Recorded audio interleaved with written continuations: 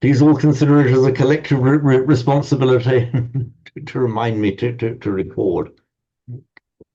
So this iti, it's just a regular feature from Sanskrit to Pali. Let me give you an example. Um,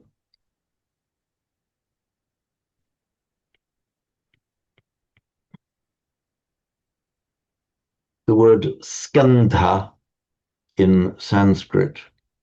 The original meaning was the shoulder or the area behind the shoulders, and then it came to mean an aggregate. Pali doesn't have the sibilant followed by a stop, so sk or sp or st.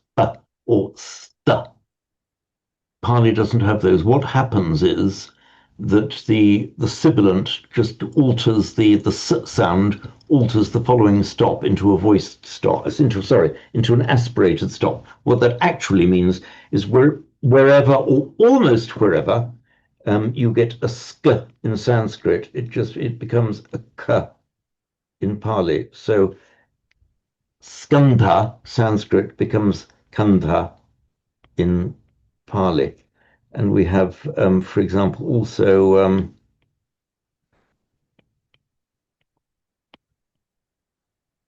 sanskara in Sanskrit is the same word that becomes sankhara in Pali.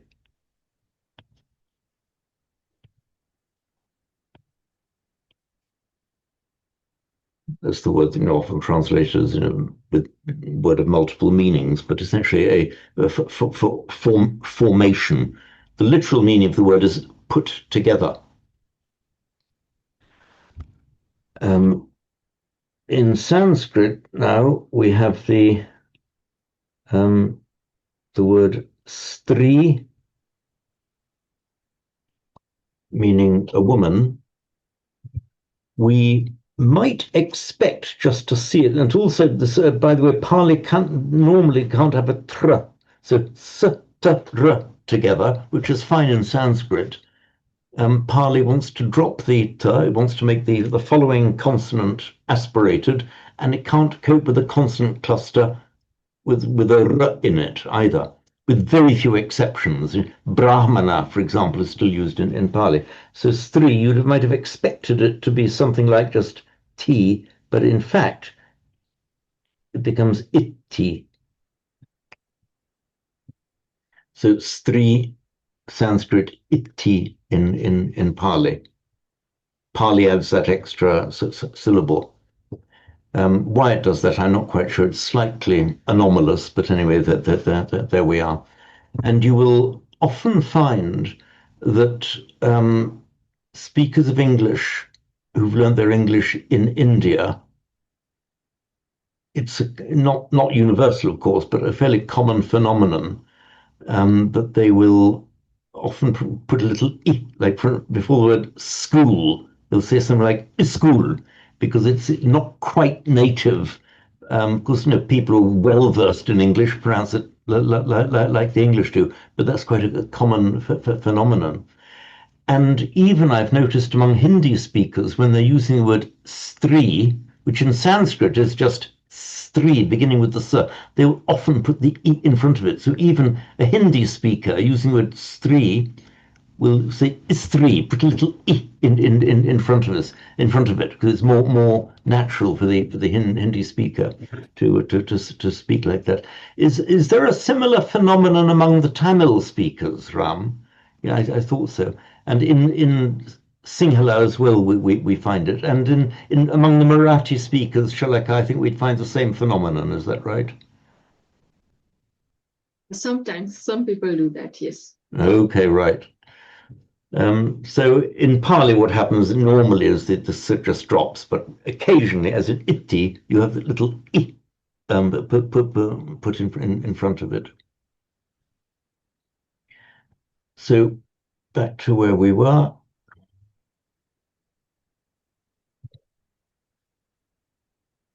So Naham Bhikkhave Anyameka Rupam Pisamanupasami Yang Evam Itya Chittam Pariyadaya Tittati Yathaidam Bhikkhave Purisarupam Purisarupam Bhikkhave Itya Chittam Pariyadaya Tittati. Is it your turn to give us a recitation, Jai? I have a feeling it is.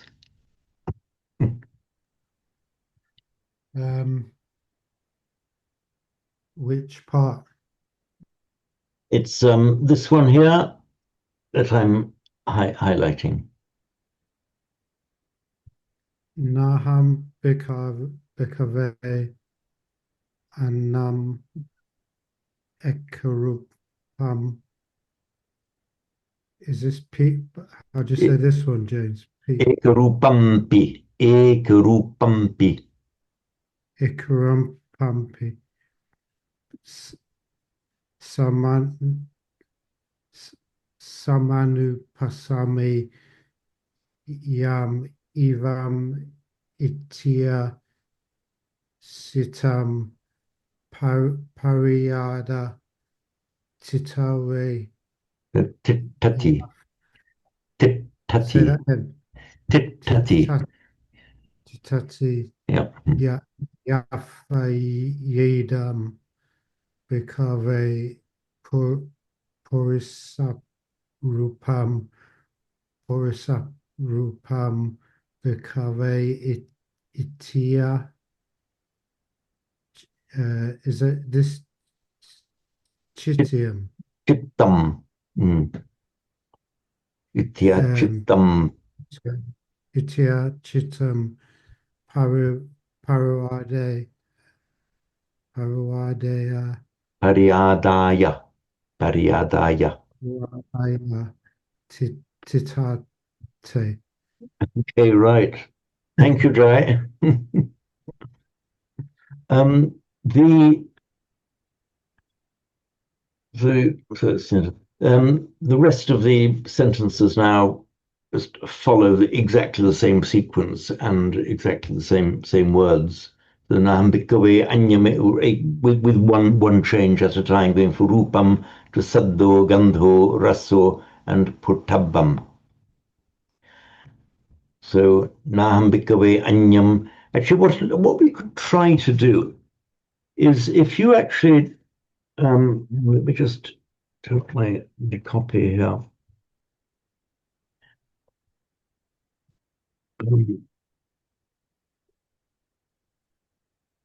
I'm going to stop the share. Have we now stopped the sharing? Is that correct? Okay, great, thank you.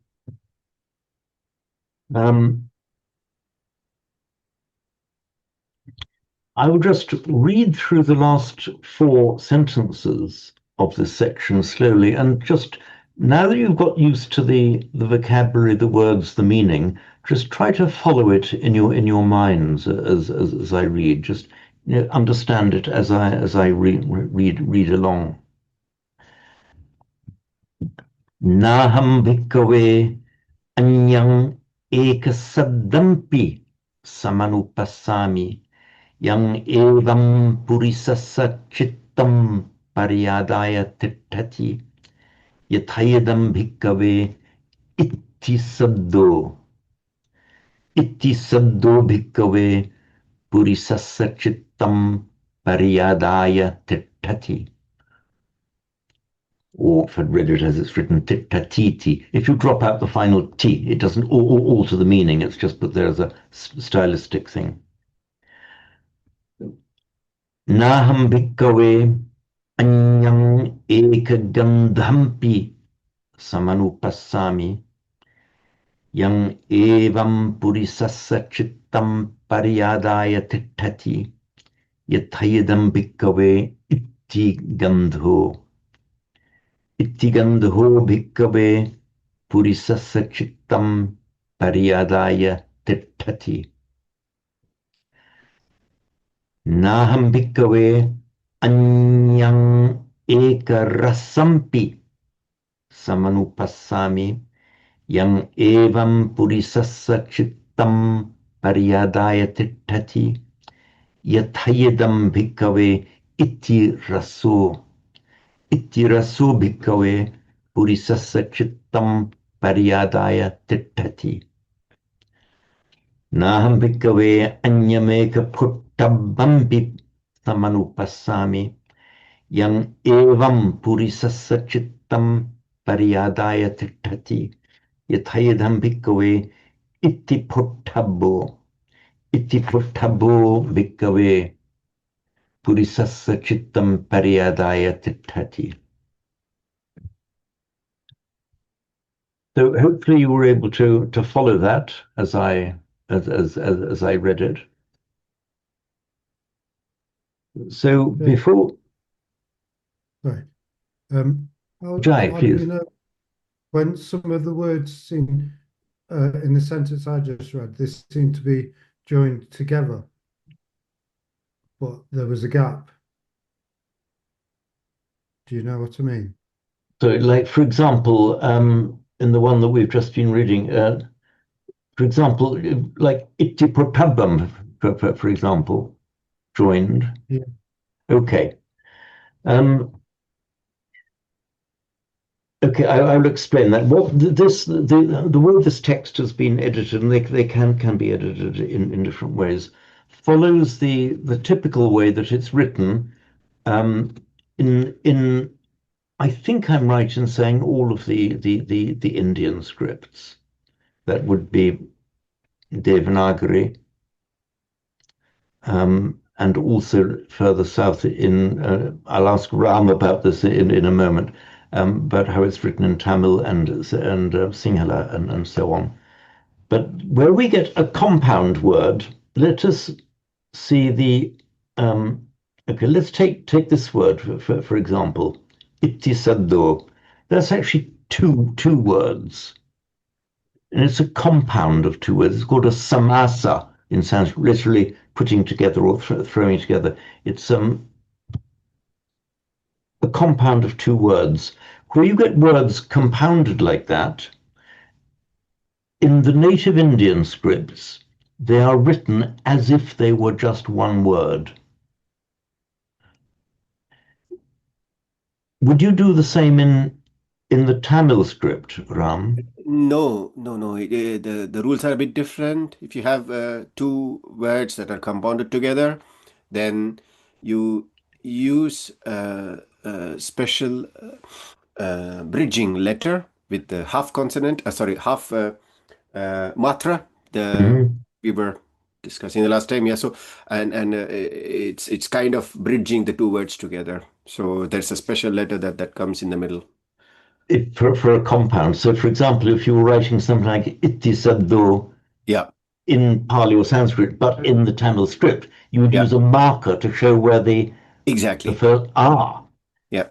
I wish they did that in Devanagari and the other scripts, but they don't. It's all written together as one word. I'm delighted to hear Yeah. that this feature of the Tamil script that makes it easier for the reader, especially the foreign reader.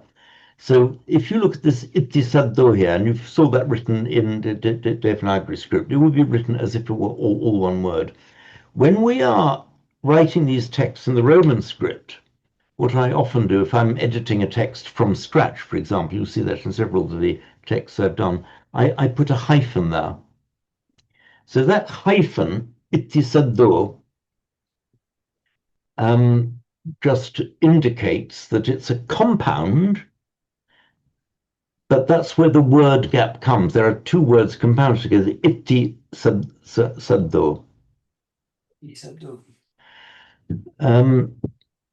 Where I have written the words, in this, I just copied and pasted this actually from somebody else's edited from the Ger and Karunatilika website.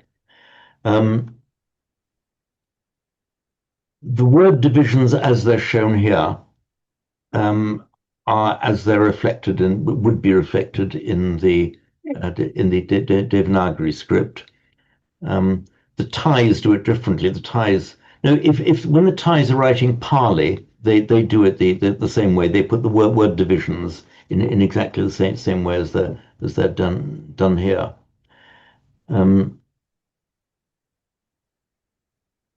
So it's basically a question of writing conventions, Jay. It doesn't actually affect the meaning. So if left to my own devices, I would have put hyphens in all of these. Ittisado, and then see what I'm doing here. Sorry, I'm not sharing. Am I sharing the screen? You should have warned me. Share screen again.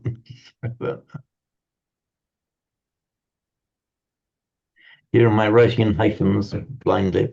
So, for example, ittisado, I've written the ittisado, that I put that hyphen there to show where the word division would be, but it's not reflected in Devanagari.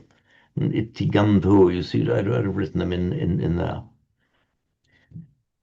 Words like purisasa, you wouldn't put any hyphen there because you have purisa as the stem and the assa is the genitive ending, but it is treated as all one word. So there's no, it's not a compound. It's just one single word, purisasa. So there would be no scope for putting a hyphen there.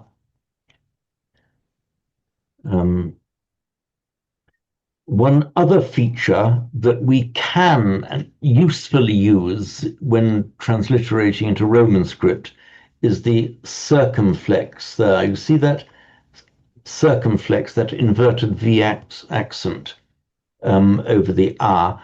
That is a sign that is not used in any of the Indian scripts as far as I'm aware, and that's just a helpful guide to those reading the text in Roman script, that it's a merger of two vowels. So na aham becomes naham. In the Indian scripts, it's just written like an ordinary naham. When we're transliterating into Roman script, we can put a circumflex over the to indicate that it's the sandhi between two vowels, just to alert the reader to the fact that it's a sandhi of two vowels. Has that dealt with that query, Jay? Yes, it doesn't make it any easier, but I understand it. If there's any doubt that remains in your mind, please feel entirely free to voice it. Sometimes, I rabbit on about these things, and at the end of it, have very little idea whether anybody's understood me. It would be easier if you had what they call the hyphens, wouldn't it? It would be easier if in fact, this conversation has spurred and encouraged me to ensure that the hyphens will be there in all further text that we do. It's a simple matter for me to put them in. So what we'll do now, we've just gone 8 o'clock, so we'll have our usual 15-minute break. And what I'm proposing to do after the break then is just run through a couple of last points on this one, and possibly even then go on to lesson 2. One of the things that encouraged me to listen to this, I know we shouldn't say this, but the repetitions in the Pali can get slightly, a little bit slightly boring once you've got it. I know we shouldn't say that, but and if you're chanting it, of course, to chant the repetitions in full, it does have its value. But at the beginning of the next lesson, we have actually got some real live verses from the Dhammapada. So what I'm proposing then is that after our break and dealing with these couple of points, we can actually go on to lesson 2 and do a couple of verses from the Dhammapada. And I think it's the second verse in lesson 2, which is the one about just doing good and abandoning evil, purifying one's own mind, is actually I think one of the best known verses in the whole of the Buddhist world. So if I were going to invite you to learn a verse of the Dhammapada by heart, that would be it. But we will come to that in the second half after our break. So see you in 15 minutes then. See you then. Yes. Thank you. Oh, yeah.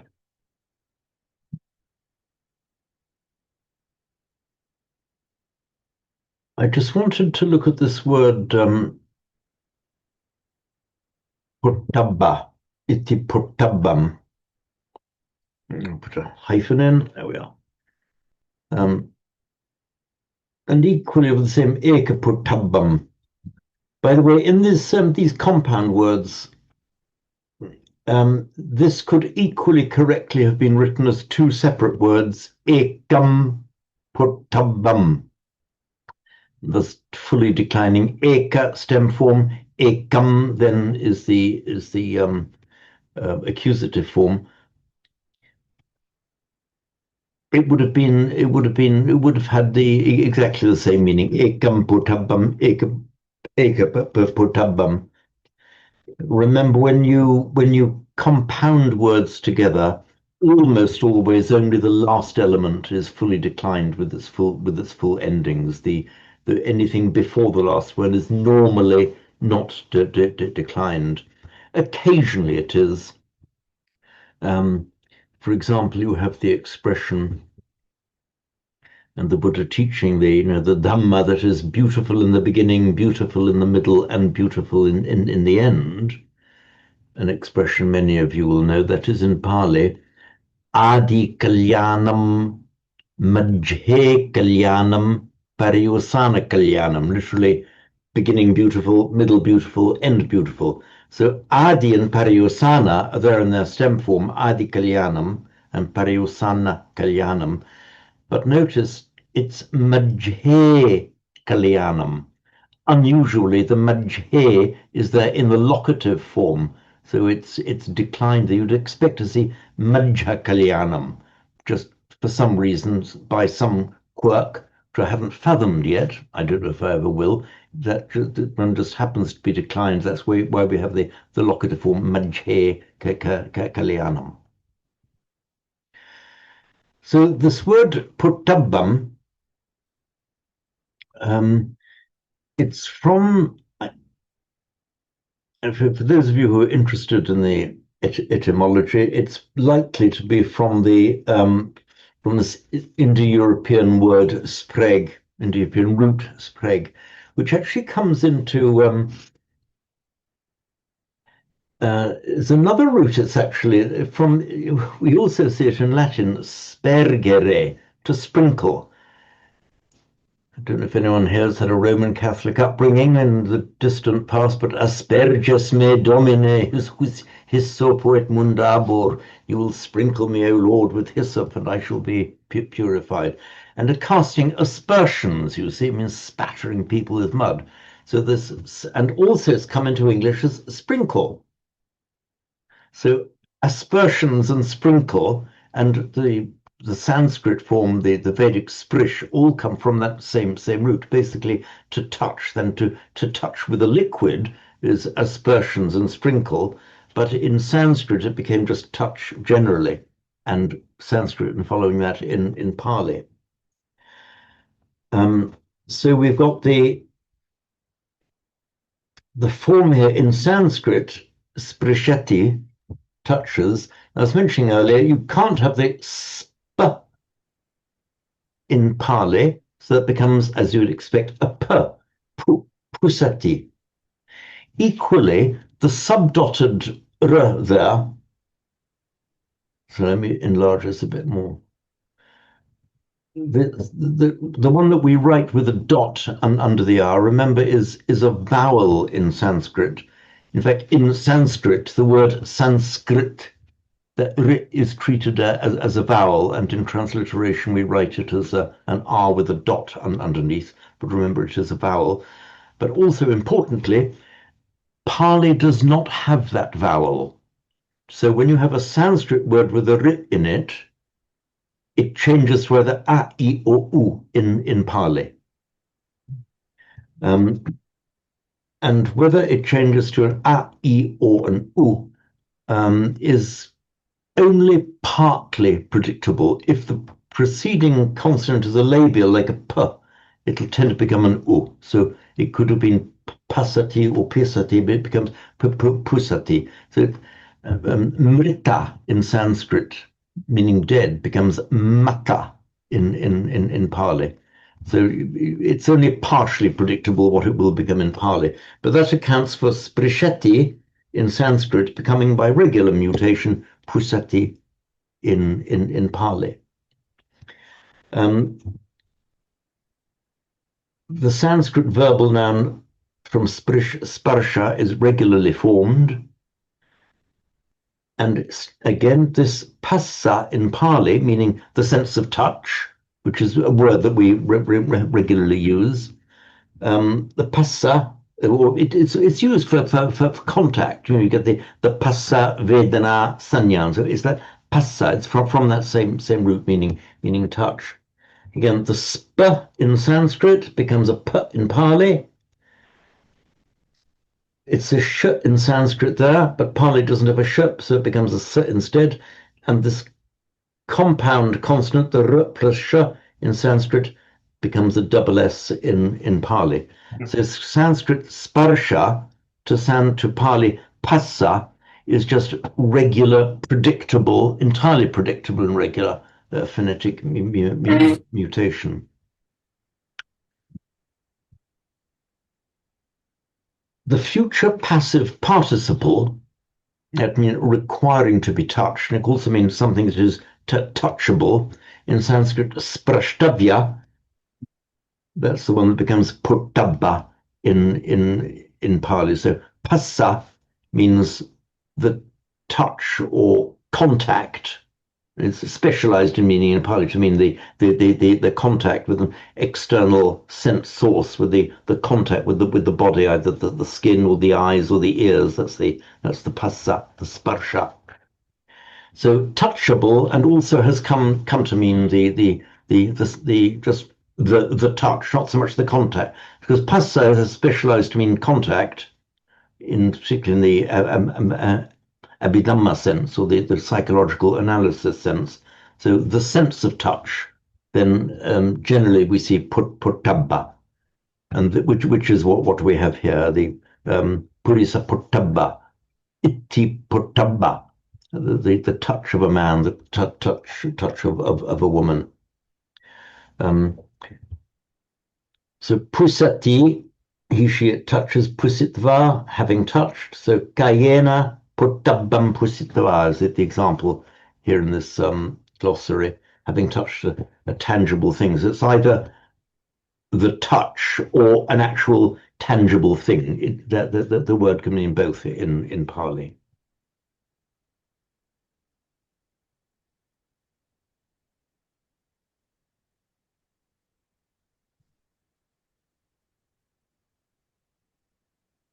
So having dealt with that, I think we can move on to a bit of Dhammapada verse. So that actually involves a jump into chapter 2 of Geren Karanatillaka. Before we move on, were there any comments or queries arising out of what we've just done?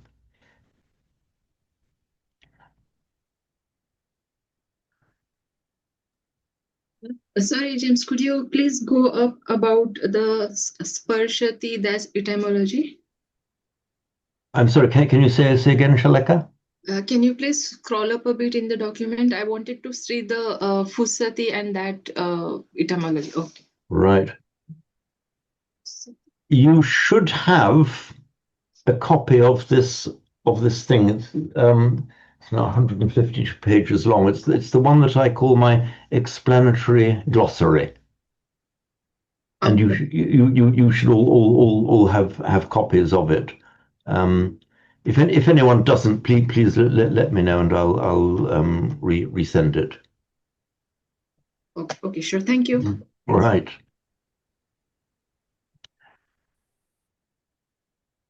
So we can move on to.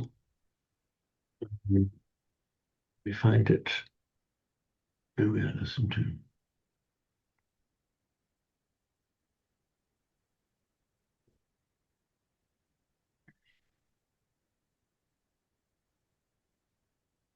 So this is a verse from the Dhammapada, and it reads Kicho Manusapatilabho Kicham Machanan Jivitang Kichang Sadhamma Savanam Kicho Buddhanam Uppado. So, following the resolution I have just made, I am going to put hyphens in.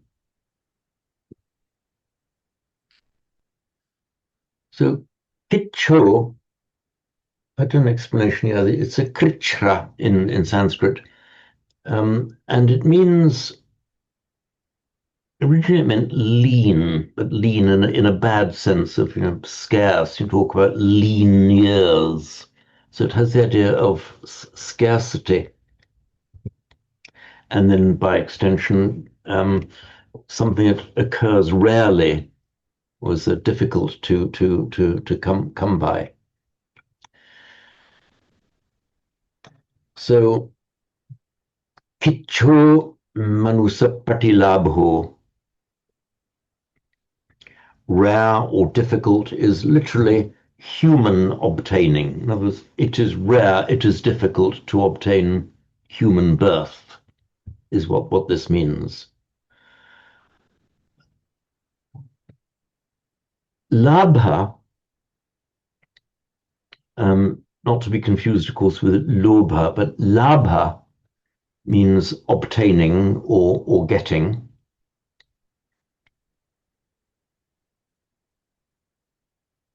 It is cognate, actually, with the Latin word labor, which we have in English as labor.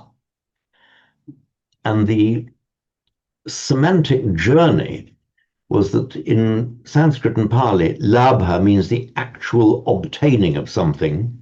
But by the time the word came into Latin labor, and in our English labor, it took on the meaning of the work that you have to do in order to get something. So the labor is the work of getting. So Sanskrit labor, Sanskrit and Pali labha, our English word labor, they have that in common. Pratilabho, this rich verbal prefix, prati, Sanskrit prati, it has the meaning, an original meaning. I think most of you have heard me discuss this before. The original meaning was just back. But it also has this subtle meaning of with regard to oneself. It's almost a reflexive meaning. For example, we have a Buddha and a Pacceka Buddha. Pacceka Buddha, in Sanskrit, Pratyeka Buddha, is Pratyeka Buddha. Pratyeka, which in Pali is Pratyeka by Sandhi, then becomes Pacceka in Pali. Pacceka means with regard to oneself, with regard to one, with regard to one person. So the Pacceka Buddha, sometimes translated as a solitary Buddha, that's not quite a satisfactory translation. It's the one who achieves Buddhahood kind of on his own, by himself, for himself. So a Buddha with regard just to one person, just to oneself. Here, the patilabho has the meaning of like meeting with, just encountering, not just getting, but as you go through life, encountering, getting it for oneself, finding it for oneself, the patilabho. It's very often difficult to describe exactly what the meaning of these prefixes is, and the subtlety that the prefixes add to the word to which they're joined. It's often, a good deal of it can be explained, but it's often a matter of just getting used to the force of these suffixes as we go along. One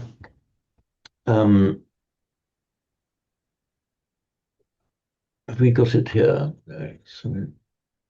No.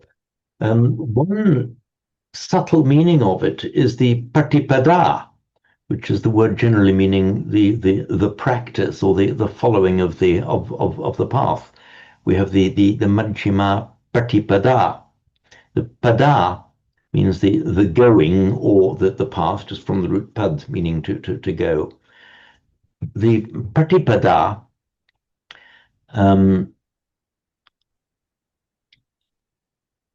which we have, for example, in supatipanno. The past participle is patipanno. So supatipanno bhagavato savaka sangho. It is the patipada. It's not just a path that you walk. It's a kind of it indicates a mutuality between the person and the path. It almost conveys a subtle idea of the path being the person and the person being the path. So the path is not a thing that you do. It kind of enters into you and you become the path. It's not just a pada, it's the patipada. Sorry to interrupt, James. No, it's not an interruption at all. I welcome queries, all Thank you. types, at all stages. Yeah, I just wanted to. I was just thinking about what you said about the pati labho. Labo also means, in general, profit or what you get and stuff. Lab. Yes, yeah. But the example that you gave, Pacheka Buddha. In fact, the Sanskrit translation or the root of it, Pratyek Buddha that you mentioned. What you said about the word Prati Ek Buddha, the split. I was just checking actually because I heard of Prati in many different other contexts. So I was checking what this might mean. Prati, it means a copy or a replica, in one sense, and that's right. You have, for example, pratibimba, pratirupa would mean yes, like exactly. Counterpart, a counter image. Yeah, that is correct. Yeah. So how would one derive Pacheka Buddha or Pratyeka Buddha means a Buddha unto oneself? Because it's such a context sensitive derivative, isn't it? I mean, why would one think of it that way? That it means a Buddha on his own. It could be meaning completely different things, opposite sense, isn't it? Yeah. Okay, it's actually very useful for me to have these penetrating questions put to me, because it doesn't make me realize that maybe I ought to give this a little bit more thought. That is what I had, the meaning that I got intuitively, and that it has been also by the what the word is commonly taken to mean. And if anyone else has any further ideas for me, please say. That the Pacheka Buddha, the Pratyeka Buddha in Sanskrit, is you have the Sammasambuddha, you have the Buddhas who are who attain Buddhahood and go on to teach and pass on their knowledge, whereas the Pacheka Buddha is somebody who has obtained Buddhahood and then proceeds to parinibbana, as if done it just for himself, which is pretty much the distinction between the Hinayana and Mahayana. I'm just going to call up to see whether Monia Williams helps on the meaning of Pratyeka.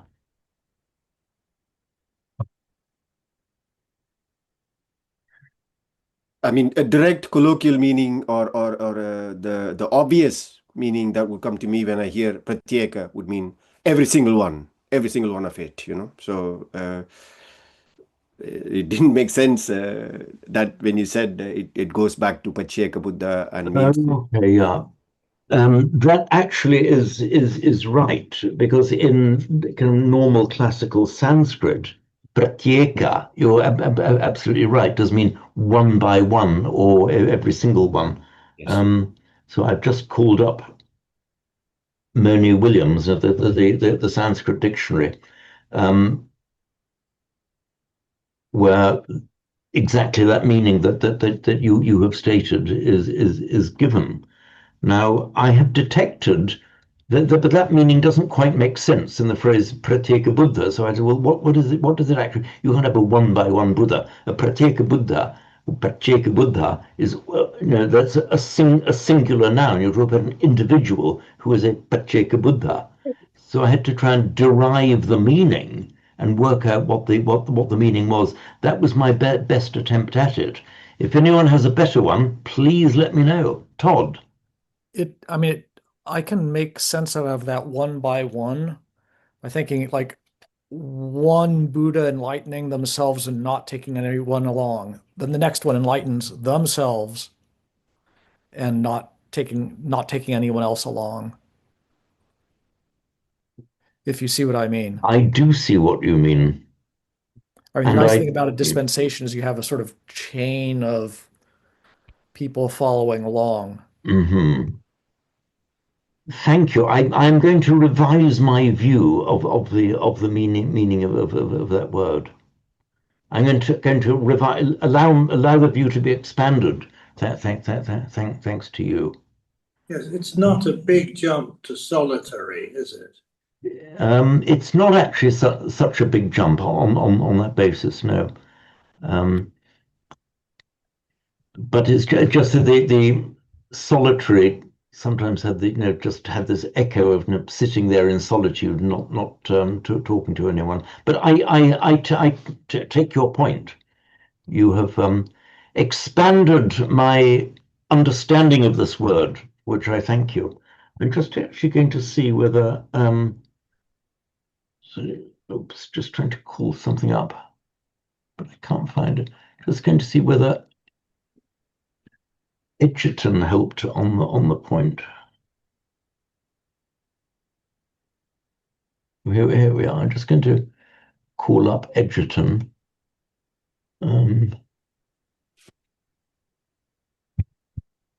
See if he helps.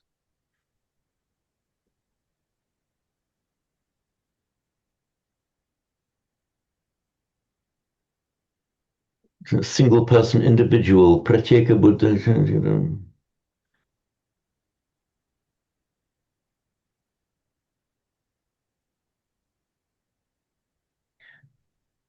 Okay, so the meaning that you were expressing there, Ram, was more the classical Sanskrit meaning. But Edgerton, this is Edgerton's hybrid Sanskrit dictionary, which is available online, does seem to support the idea of the special connotations, stating, well, according to Edgerton, the Pratyeka Buddha is kind of an inferior rating to the Samyak, which is in Pali Samma, some Buddha. Mm-hmm. So the question will remain. You have expanded my way of thinking about this. I said that the question does remain slightly open. If anyone has any ideas for next time round, please do say. Please do say.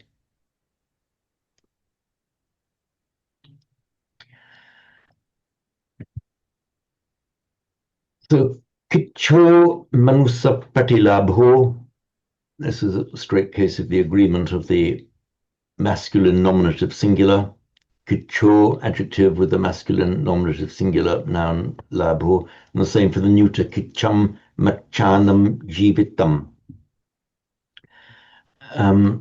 James, on that first line, Mm, would a fairly literal translation be something like, difficult is the obtaining of humanity for oneself? do you know, I think it could have that overtone. I would tend to agree with you there. Yeah. Yeah.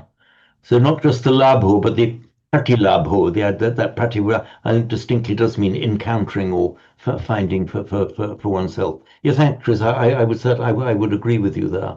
Let me just expand. So kicham machanam jivitam. Jivitam means life. In fact, it's from the root jiv, meaning to live. And we get several words deriving from it, which for our purposes, the relevant ones are jiva and jivitam. Jiva can mean life, and also as an adjective, it can mean alive, but specifically within Hindu usage, the jiva has something akin to the soul, that which goes on living after human death.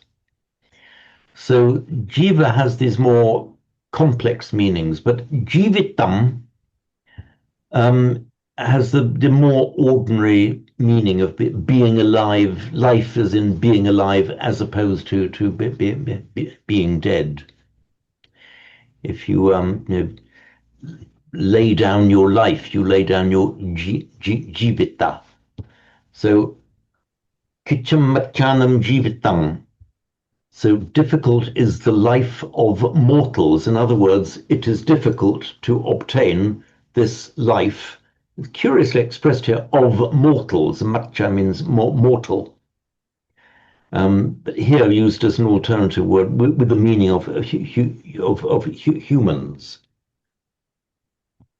Sorry, then the first line and the second line kind of mean exactly the same thing, isn't it? In different forms. First line. That is right. They are saying essentially the same thing in different words, in different forms, which you will fairly often find in poetry. Matcha. Let me just call up. Where's my iPad?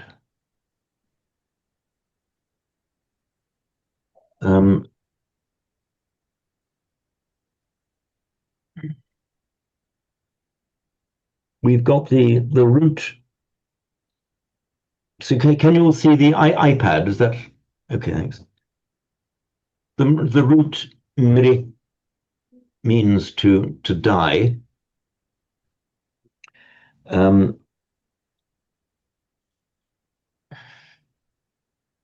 of the words for death is stem form marana.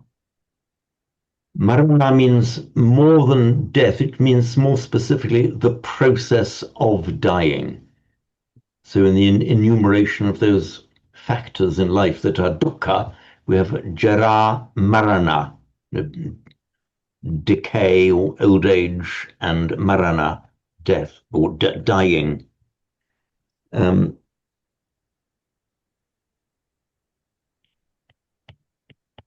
We have in Sanskrit mrityu, meaning death, which becomes in Pali machu, and martya from the same root, literally diable, therefore mortal. So martya in Sanskrit becomes matcha in Pali.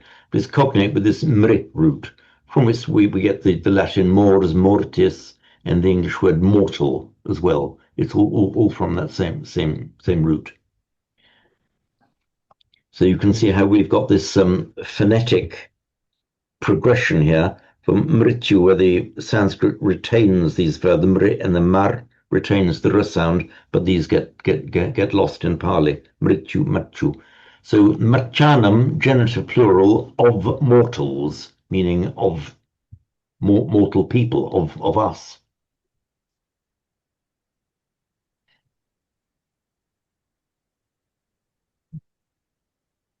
Chang saddhamma savanam.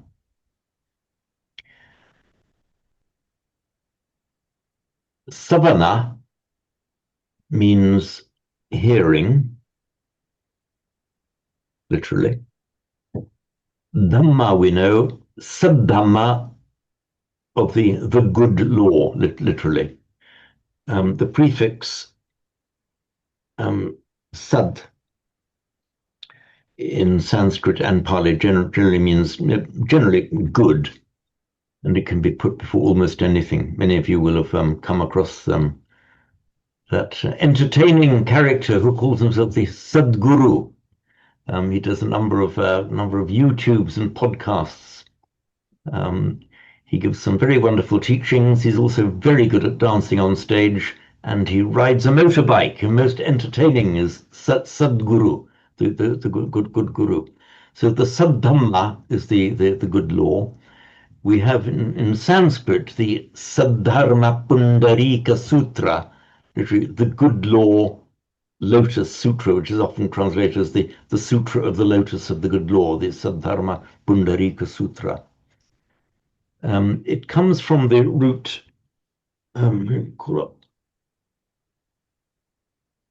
worth spending a few moments on this. It occurs again and again. It's from the root as, actually. I'll explain how as becomes sad. From the root as, meaning to be. And it makes its present tense in Sanskrit asti, is, and that's the one that becomes in Pali atti, and it's the same word that becomes is in Latin est, is in Spanish es, and is in English. So it's this asti, atti, est, es, is. It's all essentially that same word. It makes a plural. It's a bit irregular because in the plural, they are, it drops the initial vowel. So santi, they are. Curiously, Latin does exactly the same thing because the Latin to be is esse, but they are becomes in Latin sunt. So Latin displays exactly the same phenomenon as Sanskrit and Pali here, identical forms, santi. And that's exactly the same word then that becomes in French sont, ils sont, and in Spanish son, that they are. So santi, sunt, sont, son. So if this were not irregular, you would expect the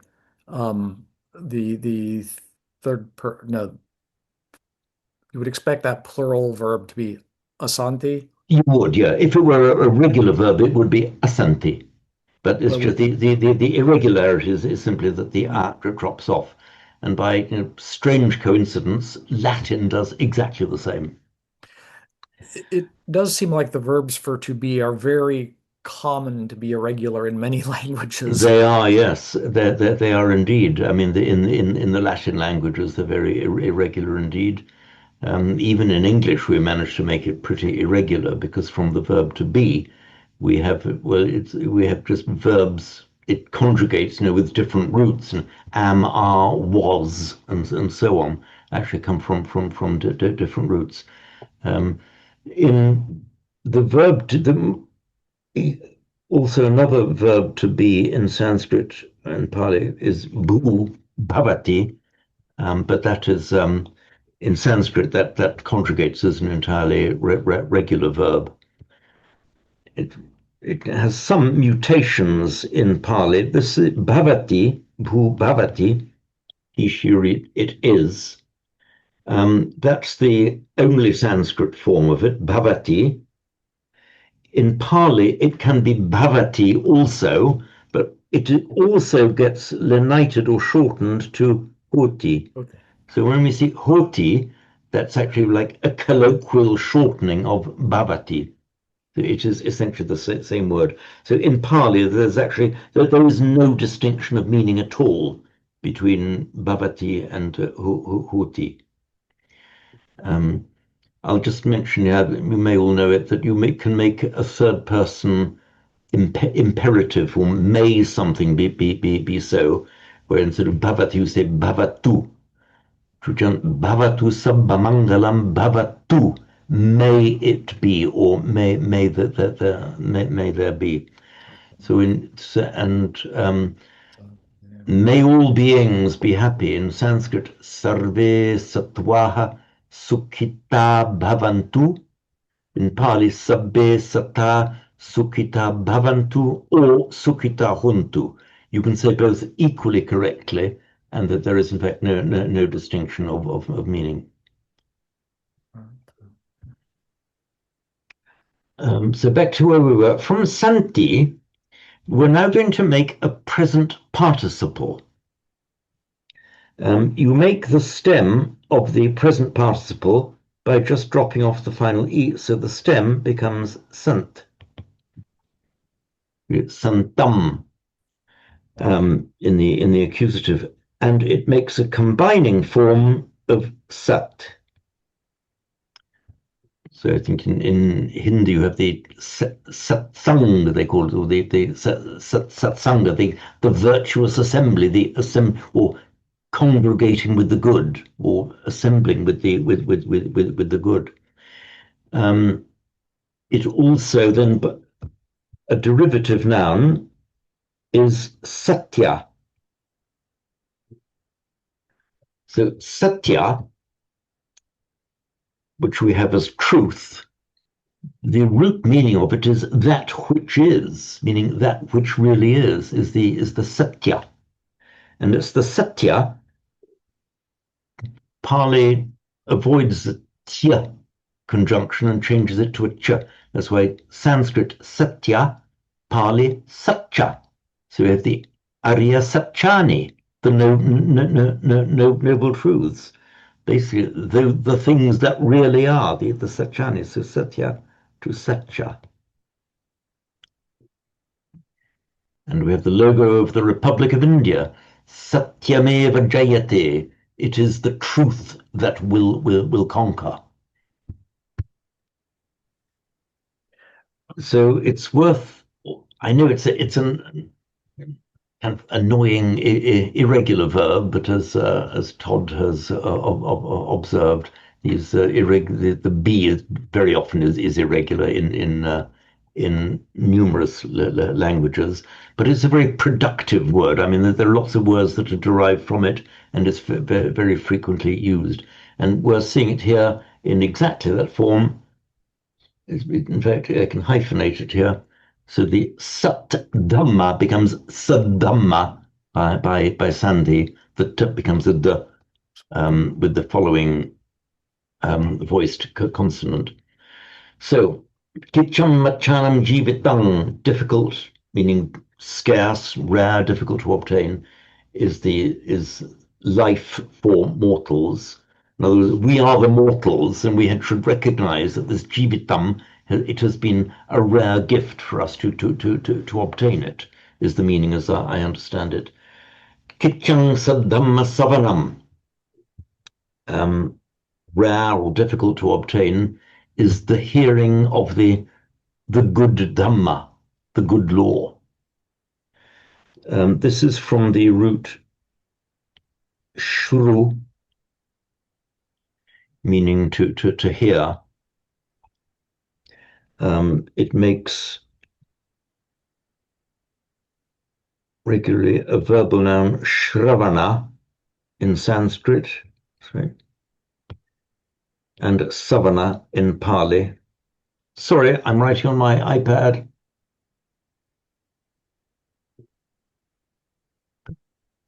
Shravana, savana just means hearing.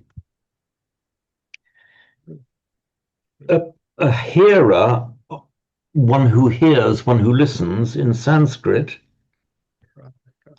is a shravaka. Shravaka. And you recognize the equivalent in Pali, savaka. Supatipanno bhagavato savaka sangho.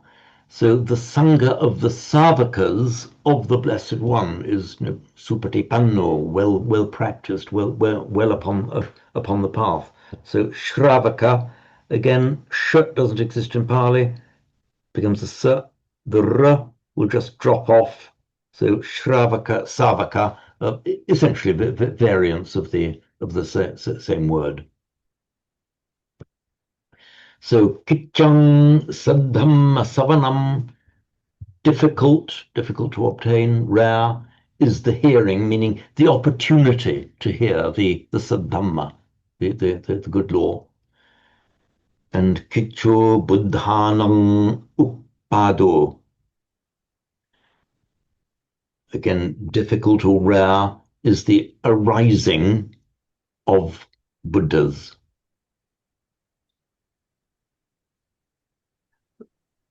So So yes, Todd. if we could just jumping back to Patilabo again, the um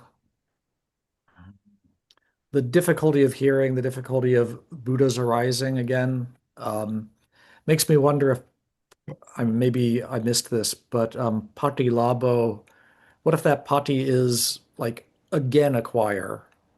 You know, it is hard to again acquire human. That kind of Actually, yes, that is possible. It is linguistically possible. Whether it's actually intended here, I'm not going to commit myself to saying yes or no. But what you say is definitely possible because prati can often mean back in the sense of going back somewhere, going there again. So it does have the again meaning. and it does fit with the sense of urgency. I suppose it does. I mean, you've got it now. Don't rely on getting it again. Mhm. It does assist with that sense of samvega, the sense of urgency. That's a good point, Todd, and I endorse entirely what you say. It's one of these cases where it may be that the native speaker would hold both meanings in the mind at the same time, and it's very likely that they did. And we can sit and analyze it in English. Does it have that meaning or does it have that meaning? Well, so often both meanings are combined in the mind of the native speaker without any dissonance there. There's both meanings coexisting. Yeah, that's a nice point there, Todd. Thanks. So the upado, I think you all know the root bad, but it's so common. I'll just and much used. I will just deal with it here. Oops. Thanks.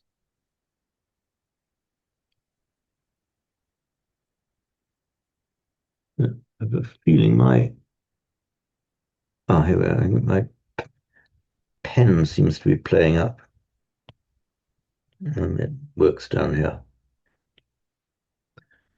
So the root bud it's cognate actually with our English word foot. And as a verb, it means to go. So utpad, literally up go, means to arise. So the utpada Sanskrit. Well, sorry, I'm.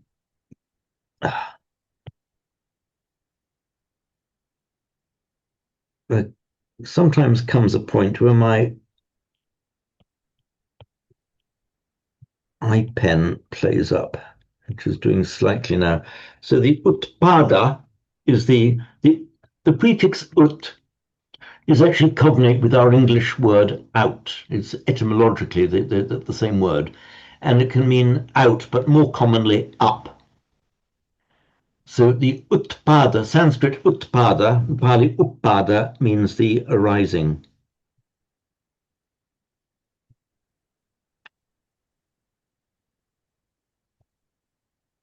I'm going to have to resort to manual. My iPen is playing up. One moment, I'll be right with you.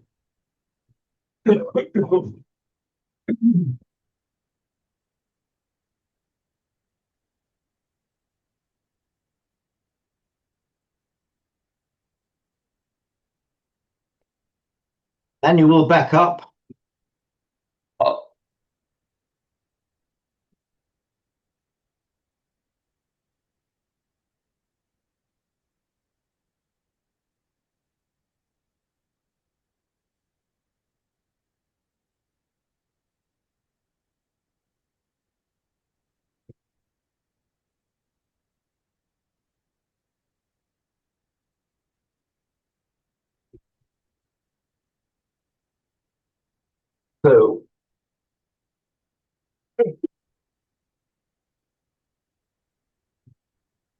James, I think it would be easier for us to see if you stopped Right, screen. to go. You will, oops. You will often find that Could roots you stop screen sharing? are. That'll let you show up more. Thank you for that help.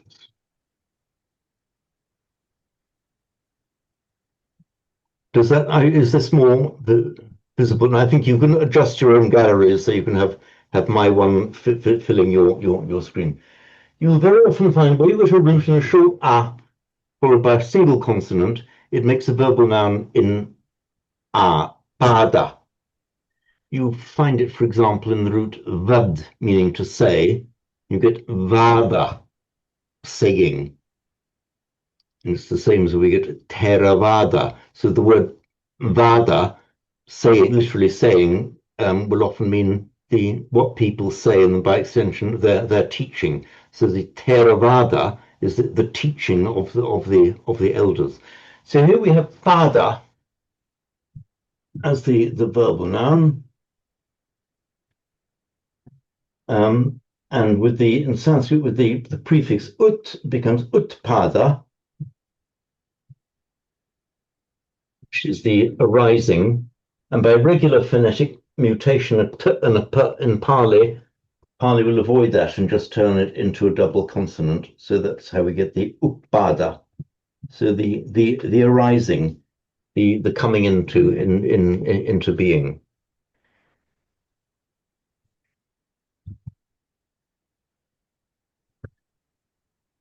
So that word means the arising, the coming into being. We can also have it prefixed with a sum that we were discussing earlier, where we get samupada, which suggests so the upada can mean the arising or the process of arising. Samupada, it overlaps with it. It more suggests the completion of the process. So that's where we get the paticca samupada, the conditioned co-arising. Incidentally, another word where we get some meaning a completed process is the word bhava, meaning being or coming into being, and sambhava, meaning birth. So the completion of the process of coming into being is the sambhava, where we get the Padma Sambhava, for example, the Guru Padma Sambhava, literally lotus birth, means he whose birth took place in a lotus, Padma Sambhava. So here then, Kichu Budham, let me just go back to, oops, lost you for a moment. We'll go back to shared screen.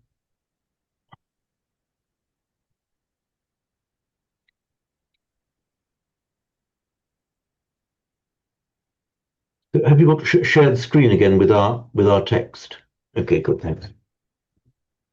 So Kicho Manusa Patilabho Kicham Machanan Jivitam Kichang Sadhamma Savanang Kicho Buddhanang Uppado.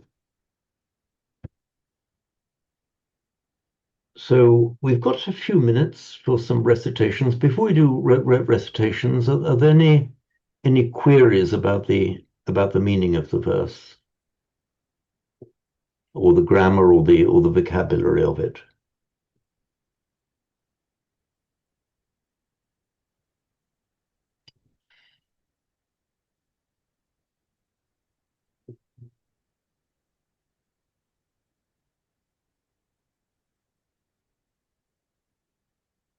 So we've got a few minutes for a couple of recitations of it. Who volunteers to recite first?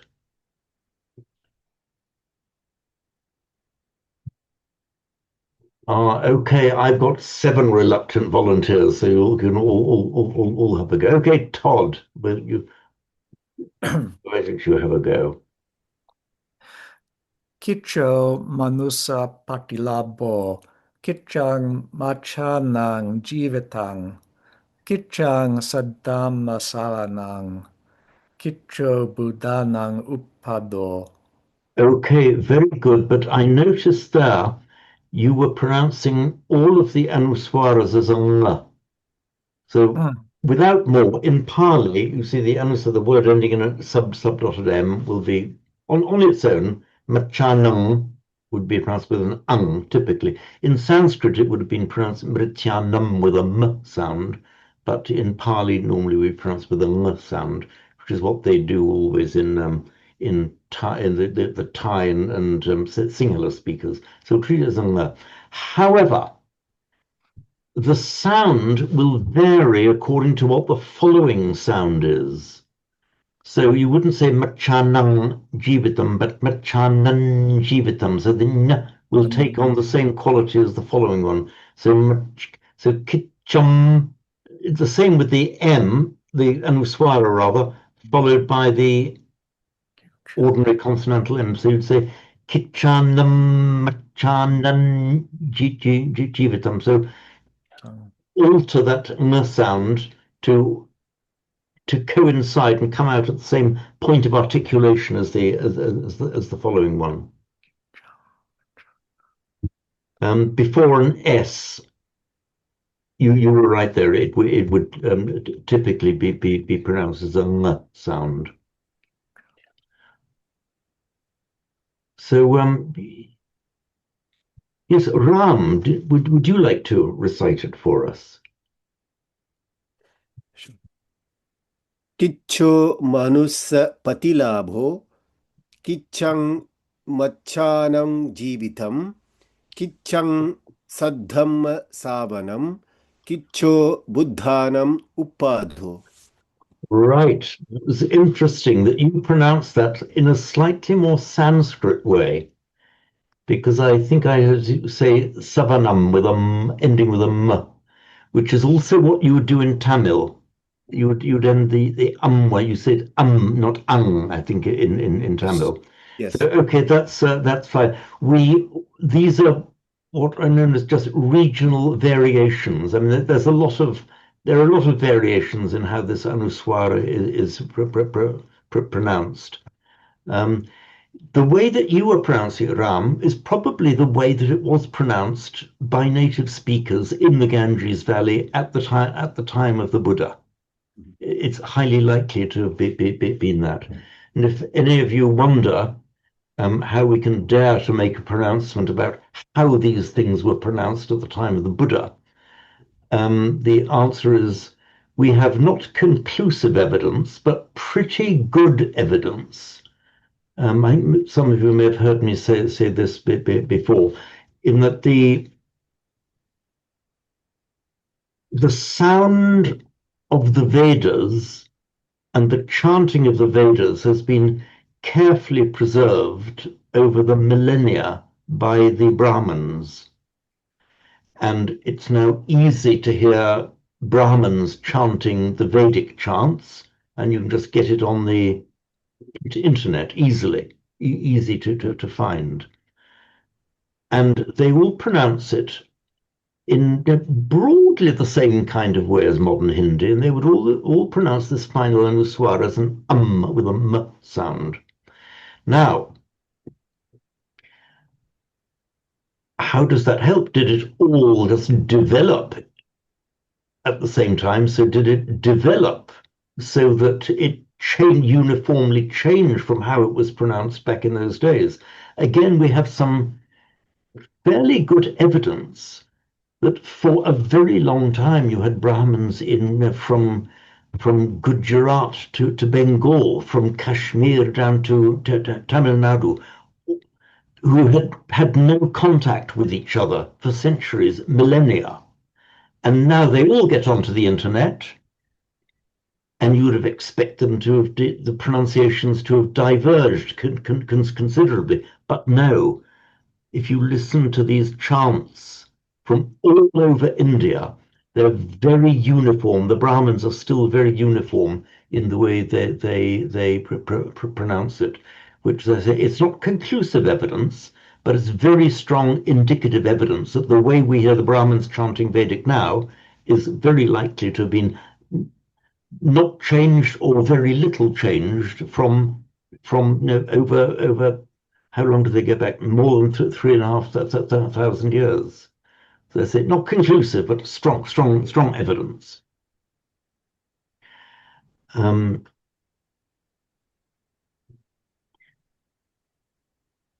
This pronunciation of the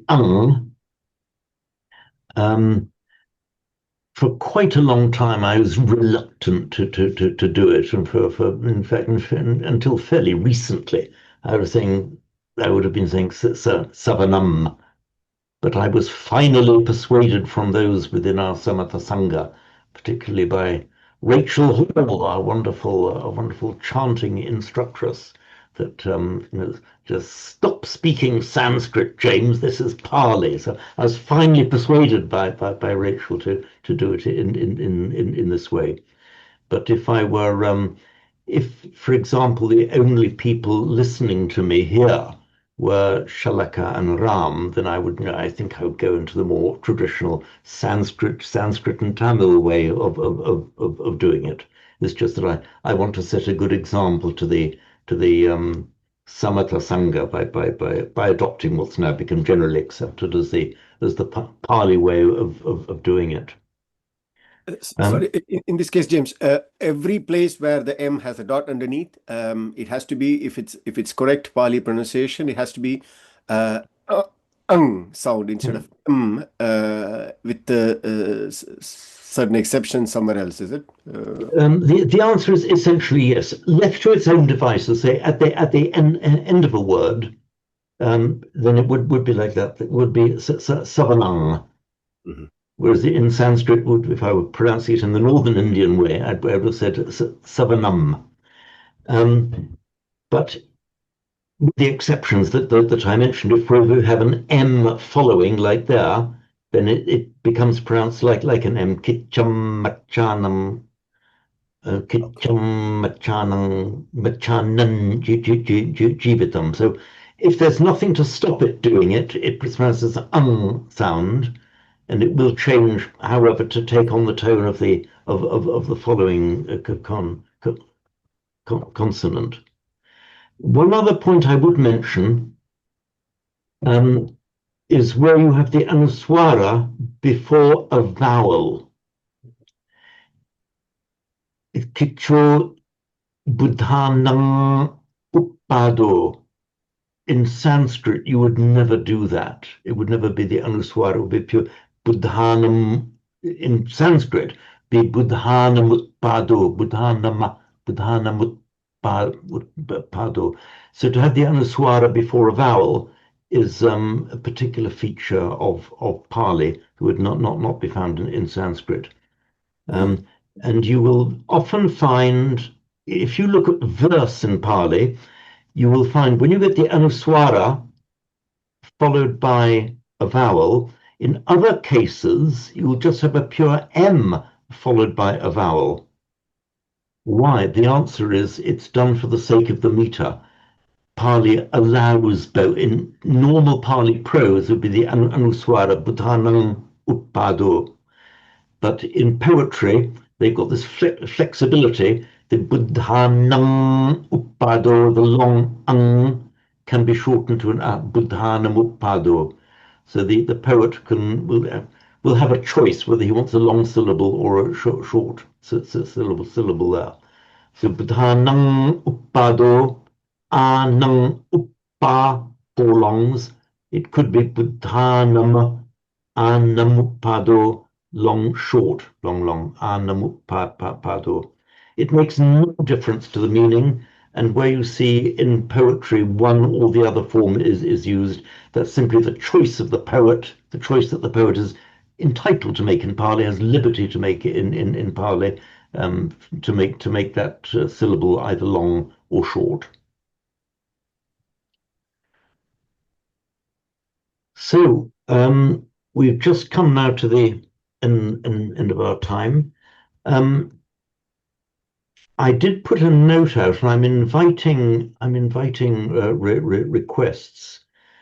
we've almost finished the Karaniya Metta Sutta in the Samatha Chanting book series.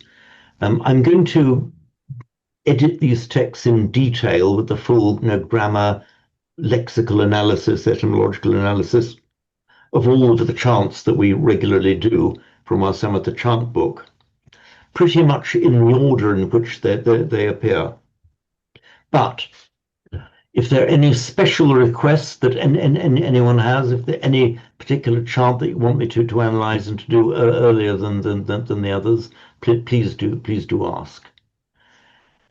Also, another thing I was proposing to do is at the end of these sessions was to chant our blessing chant, Bhavatu Sabba Mangalam. Therefore, my proposal is that the first one I do, first analysis I do is of that chant, so that everyone will have a totally clear idea what you are chanting. But any other requests, do please let me know, and they will be catered for.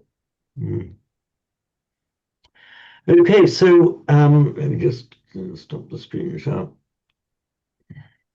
So I thank you all for joining me, and I have a logistic question. Please do. Yes, Todd. I may have missed this when we came back on. I have not been able to find the chapter 2 notes. I've not found them distributed in email, and I've not found a link to a place where I can pick those up. So if you could recirculate the notes for this chapter. I mean, a possible explanation for that is that I hadn't got round to sending them out, because I actually hadn't expected that we would be reaching this point as quickly as we have. Another point is that I haven't actually yet done, although I've done written notes, the written analysis for all the readings in Ger and Karunatilaka up to lesson 3, maybe even lesson 4, but by now, I haven't yet done videos on them. In fact, I was proposing, I think I will now send in my next note, send out a query to the entire group, just asking whether anyone really looks at those videos and how useful that they are. If nobody looks at them, then I won't take time doing them. But if there are people who do actually look at them and find them useful, then I certainly will. My default mode is that I will make them. But yes, I can tell you that the chapter 2 notes are there on your Google Drive because I printed them off at the break. So. Okay, that is my written notes, which I will always do anyway. Oh, I see. But this was the actual videos that I have on YouTube, not the ones that we record and post here, but the separate ones, just me analyzing on YouTube. So I'll send out the query. Do you want me? The query will be essentially: do you want me to carry on making these videos?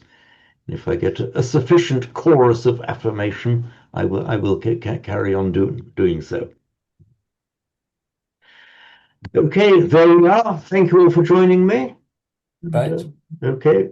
Thank you all then. Thank you. Thank you. Goodbye then. Goodbye. Bye, Charlotte. Bye. James, thank you. Bye. Thank you all.